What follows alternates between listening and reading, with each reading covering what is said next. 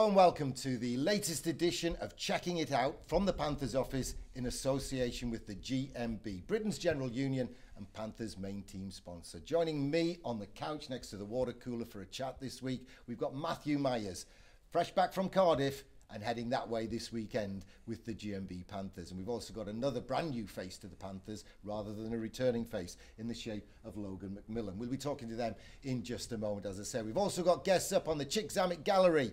And joining Eddie Sweeky up there, we've got Steve Rudkin and Johnny Pushtai from Celebrity Butchers Beadham's on Mansfield Road. We've also got Gareth Waldron, better known as Spike from MyZone, whose company supply the Panthers with heart monitors. We'll be talking about them. And he also, with his company and his colleagues, will be sponsoring Sunday's home game against the Belfast Giants right here in Nottingham. But like I say, it's the returning Matthew Myers, and so often, Matthew, we tend to interview you before a clash with Cardiff, and then even had a word with you over the last 2 years about coming back to play for Cardiff against the Nottingham Panthers. This one's a little different even for you. You've just come back to Nottingham, now you're going back to play your hometown club as an opponent again. Yeah, it's going to be a strange game Saturday night, at least to start off with, but I'm sure once the first face-off finished, they'll be just back to business. Let's recap on a few weeks ago, 2 or 3 weeks ago, you and gorgeous wife Nari were driving back to Nottingham for training camp. What were your thoughts as you came over Trent Bridge? It was bizarre, really, really bizarre with a carload of gear. It was like when I was 18, just moving here for the first time to join you guys and start my university life 12 years ago, almost 13 years ago. It was a very bizarre feeling. Yeah, that was a long time ago, wasn't it? I remember getting the call from the Cardiff owners saying, you couldn't squeeze one of our lads into your lineup, could you? He's coming to Nottingham to go to university. Yeah. I'm glad we did. I'm glad we found it. Another newcomer to Nottingham, Logan McMillan. How's your life in Nottingham so far? Oh, it's been good so far. The guys in the room have treated me like I've been there for a couple of years, so that always helps out coming to a new team. Didn't you two play together in North America? We did 6 years ago. Yeah, six years ago in Bakersfield. Yeah, we played together. That's where we first met. So when I originally signed here, I looked at the roster. It was nice to see a familiar name. And how was Matthew accepted over there? Because was he the novelty package, the Brit trying to make it?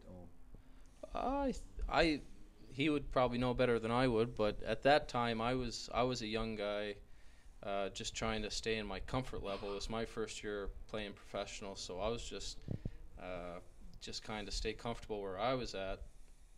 He would have a better idea how he felt when he came over, but we talked about it the other day. When I came here, he's the older guy. I was the kind of fresh face coming across the pond, so we kind of traded positions a little bit. But there is that camaraderie, isn't there, in a locker room? There's not too much rivalry within a locker room. We've seen it in the past where guys who slugged it out one season then become teammates the next. Yeah. The big example here was Scott Allison joining us and having to sit in the next stall along from Barry Nykar a few years ago. Yeah, it happens all the time, not just in hockey and professional sports. So it's just one thing you get used to. 9 times out of 10, rivalries on the ice are just purely ice-based, and as soon as you get off the ice in the bar having a beer, it's completely forgotten, and obviously even more so if you join the team the next season. We'll look ahead to our game against Belfast right now, and then in a little while we'll have Dan Green analyse the first game, the home game, against Dundee Stars. Belfast on Sunday, home game, 4 o'clock start, sponsored by MyZone. Belfast didn't have the best of starts, did they? They lost in Dundee and then they got past Edinburgh, but even that was a bit tight. Yeah, obviously they would have wanted to come out the gates flying, and losing in Dundee, obviously they're not going to be happy about that, but they got 2 points the next night, which they will be happy about, and they'll just be looking to build this week through practice for whoever they play Saturday night, and then obviously they know it's going to be a tough game coming into Nottingham, and we're ready for a tough game, from a good Belfast outfit. Now, Brandon Benedict could be in the Belfast Giants lineup. I'm pretty sure I heard on the grapevine that he'd said, well, all right, I'll be an emergency player for you if someone's injured or whatever, but I don't want to play against Nottingham. But if their guy hasn't sorted his visa out, there's every chance that he could be in the lineup against Panthers on Sunday. Yeah, he played the full weekend last weekend, and as far as I was aware, he was a spare import. But as they're a guy down, then he's going to be in the lineup, and it'll be great to see Teddy back here.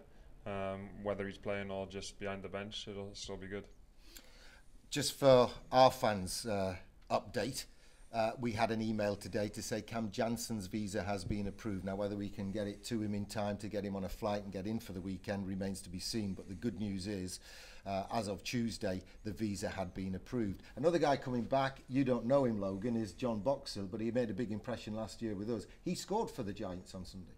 Yeah, Boxy, I think, had 2 years here, and 2 really good years, and he's moved on now to Belfast. And I'm sure everybody in the club wished him the best, but not very good luck this weekend. No, and his departure to Belfast kind of opened a door for a certain Brit to come back after 2 years in Cardiff. Yeah, cheers, Boxy. Logan, have you heard anything much about the Belfast Giants? Do you know any of the players there?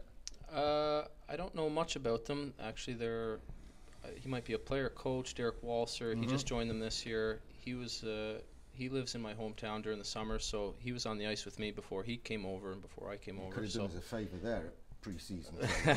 You know. No, but yeah, he's the only familiar face I know from that team. Okay, last weekend we opened with a win against Dundee, and you two guys got the goals. You tipped in from Clarkey, and you shot it past the goaltender. You just blew him away, didn't you? Puck and the keeper ended up in the back of the net. Talk us through that tipping. Well, I was just on the power play. I just trying to stay in front of the net, take the goalie's eyes away, and Clark let a good shot go, and it just, I don't even know if I moved my stick, but it just ended up hitting my stick, went in between the goalie's wickets. So. And that goalie had a heck of a game. He played well, yeah. As did ours. Matthew, you just blew that goalie away with the sheer power of your shot. Yeah. How many times have I told you to shoot more? You have told me a lot of times, yeah. I do have a very good shot, so I should use it more. Well, we're not taking the mickey at all, but it did kind of deceive him and it trickled over the line. Yeah, I was just trying to get it past the D-man who was actually in his sight line, and I was just trying to get it to the net, really. Maybe a dump so I could go and collect it in the corner, but it just happened to go in the net. But it's the oldest adage, isn't it? You throw it on net and anything can happen. If you don't throw it on net, good things might not happen. Right. And it was a tight game. It had a bit of everything, a couple of scraps along the way, some fantastic saves as we've talked about, and it went all the way to a penalty shootout. Yeah, Dundee came into play. They made it hard on us. I know we took the lead, but they came right back at us in the second, and they made it an interesting game, and it was tough. It was difficult to get across the line. Obviously, we're really glad we did. Going to overtime doesn't really matter as long as we get the 2 points, which is what happened. Now, you're very familiar with the crowd and the energy in the building, Logan. Were you pleased with that, the support? I was. I didn't know what to expect. I know the preseason game we had here last weekend, that was a large crowd for a preseason game, I thought. So it was exciting to come out on the ice and see the building pretty much full and all the energy that was in there. It was great. And all that energy built up to a tremendous finale with the penalty shootout. We're going to analyse that in more detail now with our backup netminder, Dan Green. Thanks a lot for that, Gary. Yep, we're going to take a quick look here at how the Panthers picked up the extra point against Dundee in the shootout. So first off here, Curtis Lane-Webber comes in. Mika stays nice and big, nice and strong, bad ice, and just puts him off. The puck rolls into the corner. Next up was Andy Bombach, makes a great move coming down the right, fakes the shot, the goalie's down, just takes it round him over the blocker for a great finish to give the Panthers the lead. Next up was Lou Dickinson. He comes in with great speed, slows down, but great patience from Mika, stays nice and big, and a great blocker save. And then up next for the Panthers was Stephen Schultz, a great goal scorer, and he knows if he scores this, the game is going to be over. So he gets his speed up here, looking up at the goalie, probably thinking about his move, picks up the puck, comes in wide from the left, looks like he's going to go high glove the whole way, and just slides it, and it creeps in 5-hole for the extra point for the Panthers. Come back after the break, and we'll be in the gallery with Eddie. Let's Marvin Gaye and get it on. You got that healing that I want. Just like they say in the song. Until the dawn. It's Marvin Gaye, get it on, babe. Just like they say in the song. The new Fiat 500 Vintage 57. It's the latest addition to the Fiat 500 range. Visit your local dealer.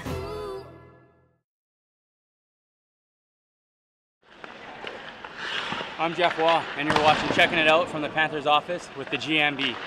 Ice hockey, the world's fastest team sport. Played in Nottingham by the GMB Nottingham Panthers. For tickets and fixtures, visit panthers.co.uk. We're here at the Chick Zamek Gallery. Dan, great analysis downstairs there. You analyzed what happened in the shootout, but can you tell us maybe a bit more what it was like in the locker room after the game? Yeah, it was great in the room. Obviously a huge win. Corey was really happy. Everyone worked so hard, but we had a great fan base of that game. Just to get that first win and first 2 points under your belt was huge for us. So it was great. You've been on championship winning teams before, and you must know what kind of atmosphere and what kind of personalities need to be on and off the ice. Can you give us any predictions? Is this anywhere close to those kind of championship teams? Yeah, definitely. I mean, we've obviously still got a couple of guys probably to come in, but so far we've bonded really well. A few of the guys sort of knew each other before they came. Obviously, a lot of the Brit Pack and a couple of the imports were all here last year, so we got great chemistry. Everybody's getting on great. We've had a few, team nights out, and we've got Corey's golf game coming up. We've had a few days like that, so everyone's bonding really well, and it's looking positive. And another thing I'm sure that helps you guys out is the MyZone. And we have Gareth from MyZone here today. You guys have the heart rate monitors for the team. What are they and what do they do?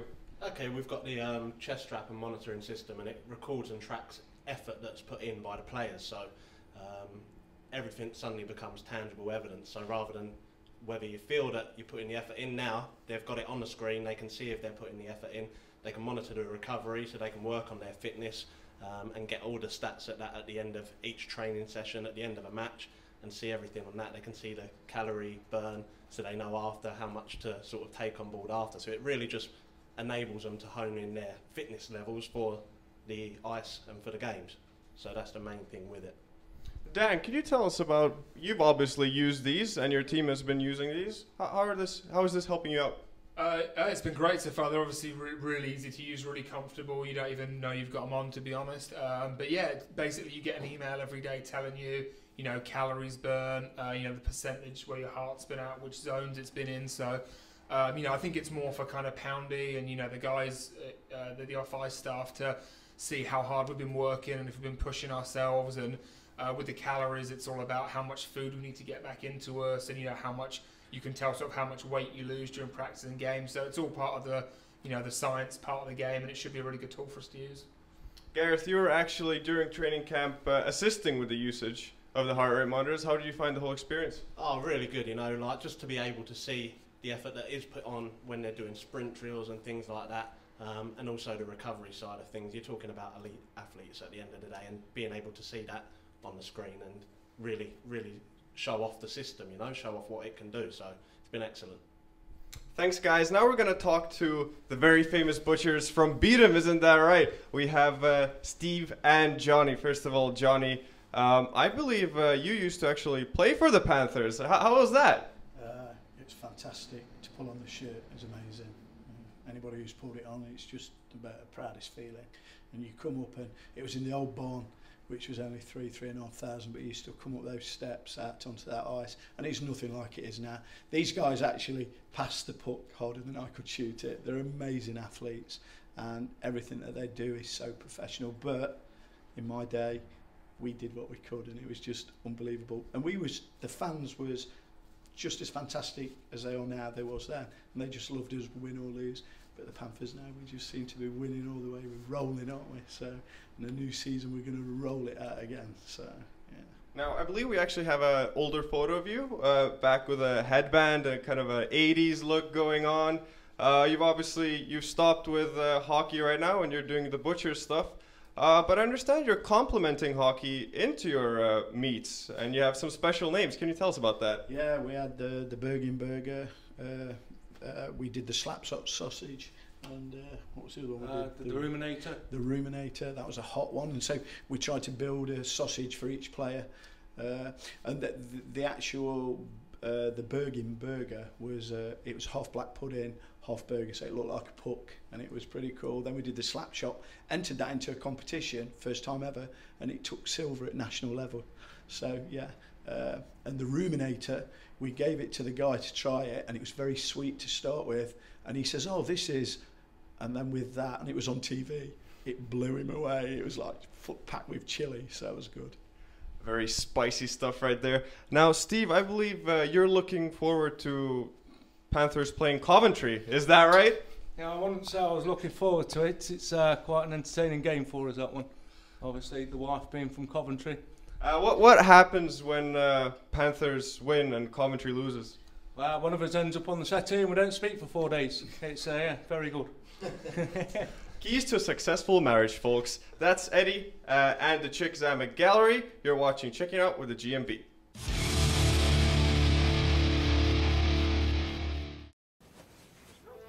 Amore. Subito.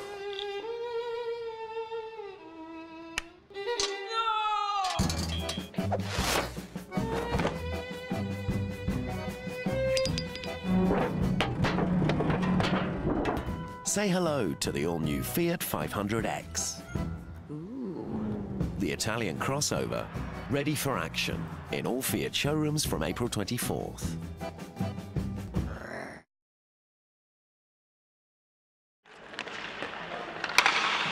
I'm David Clark and you're watching Checking It Out from the office with the GMB. Boom! Welcome back to Checking It Out from the Panthers office in association with the GMB. Our thanks to the guys up on the Chick Zamet Gallery with Eddie Suiki. And now we're going to wrap up our programme this week with more chat with Logan McMillan and with Matthew Myers. In a moment, we'll be talking about it being a family affair. But first, our awards. Now, remember, the first one up is the Flower Vision Bouquet of the Week. Any nominations for Bouquet of the Week? Matthew? I don't know what Bouquet of the Week is. Well, it's where we give someone an imaginary big bouquet of flowers for doing something good or being very special. Anyone you've got to nominate? The answer's Nairi. Oh, yeah, I do. The answer's Nairi. The answer's always my wife. Yeah. My wife. Funny way to get a divorce. Logan, you got any nominations? I'll give it to Nairi too. Oh, that doesn't work. You guys, he's giving it to his. Oh. All right, who's going to really get it? We're going to give it to Mika Weekman, because not only did he stand up tall and do those great saves in the penalty shootout, but I thought the way he launched his bouquet into the stands as part of the Flower Vision ceremony at the end of the game reminded me of a bride lobbing the flowers to whoever's going to get married next. He did that big overhead cycle throw of the flowers. So Mika Weekman is getting the Bouquet of the Week, but who's going to get the Joker of the Week, the Clown Moment of the Week award, named after Clown Grimaldi? Matthew, it's the clown that died in 1837. He just happens to be throwing something, and any resemblance to anyone living or dead is purely coincidental. Have you got any clown moments this week from within the locker room? Any daft things? I feel like it happened today in practice. On the PP and PK, Logan was killing, and we told some of our PP guys not to fire one-timers into any of our PK guys, but first shot of the day, Swins took a 1-T into Logan. I took him on the foot today, who was not very happy. Yeah. You weren't limping when you walked in here. Quick healer. Yeah. That quick? Yeah. I think he said... I hope we're all going to be that quick. No, it was just a stinger. Just a stinger. So you were told not to take slap shots on the penalty killers, and the first thing Swins did was that. I'm told not to touch a puck on the PP, so... Because of the power of your shot? Yeah, just stay in front of the net, don't touch the puck. Okay. Good nomination comes second. Because the actual winner of the Grimaldi Clown Moment of the Week, and I don't even know who's getting it, but I've heard this story, I've been given this story. Sam Oakford told me this story. And he says there were a great deal of confusion over young Ollie Bettridge's national insurance number this week. The computer said no, never heard of him. He went through the application process all over again with someone here at the office. And then it turned out someone had put his names in back to front. So he became Christian name Bettridge, surname Oliver. We got his number sorted out, but the guys in the room have now christened him Betty Oliver. And he's got a new nickname for the rest of the season. So we're looking for great things from Betty. He'll be part of the locker room family. Let's start with Joe. Joe's retired from playing now. Your brother Joe, who used to be the backup against us and played a couple of games against us along the way. Yeah, Joseph, he finished playing last year in Braehead. He had the opportunity to go back, but he decided to stay in Cardiff with his girlfriend Sam and settle down and pick up his off-ice career. So he's off-ice career. What's that involve? Insurance at the moment? At the moment, it's insurance, but he's actually going to be leaving the insurance to join my father and myself doing the building work. Also, it's going to be a real family affair. It will be. MRM and Sons will be eventually MRM and Sons. With an S on the end of Sons. Not for a few years full-time. Though, Not for a few years full-time, you've that's got right. a good commitment with us here with the GMB Nottingham Panthers. Logan, we're talking about family affairs. My goodness, your family is an ice hockey affair, isn't it? It is, yeah. Yeah, that's been the story. I was looking it up. Dad Robert, 753 games in the show in the NHL. Yeah. Uncle Billy, 446 games in the show. Your brother Cole played university hockey at Prince Edward Island University. And then you were a first-round draft pick, 18th overall. Once upon a time, yeah. So, what was that like growing up? I mean, did anyone talk about anything other than ice hockey? That was the main topic of conversation around the dinner table. I think we had. I have two brothers. We all played hockey, so if it wasn't my game we were talking about, it was Cole's or Ryan's, and that took the cake most nights. And what was Dad and Uncle's input to this? Did they tell you what it was like in their day?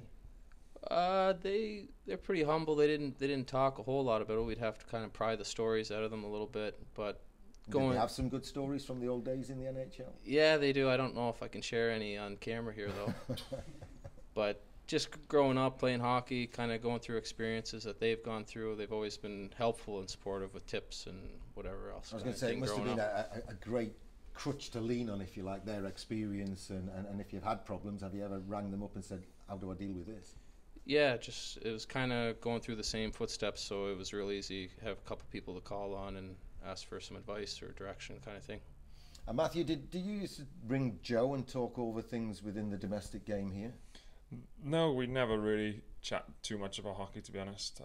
Just if we ever, when we do call each other, there's normally general chit chat. Maybe a little bit about the weekend just gone or wherever, but we didn't really get too heavily involved in hockey conversation. Did you have a good conversation with the coach today? I'm sure he was asking you about Andrew Lord and the guys down in Cardiff. Yeah, I had 10 minutes with Corey and Strax about Cardiff and their tendencies, and I had a joke with Corey because this time 12 months ago I had a chat with Lordo and Franny about Nottingham's tendencies, so it's a role reversal. You probably gave Coach Nielsen more info than you gave Andrew down there. I gave him as much as I could remember. All right, listen guys, it's been great having you on the couch with us this week. The show's going great. The reaction from the fans has been great to checking it out from the Panthers office. It's lovely to see you in Nottingham, Logan. It's lovely to have you back in Nottingham. It's lovely to see you guys up on the gallery. Thanks for coming in. And remember, the boys are in action Sunday at 4 at the Capital FM Arena with the Belfast Giants in town, and our match sponsors are MyZone. Thanks for watching. We'll be back next week.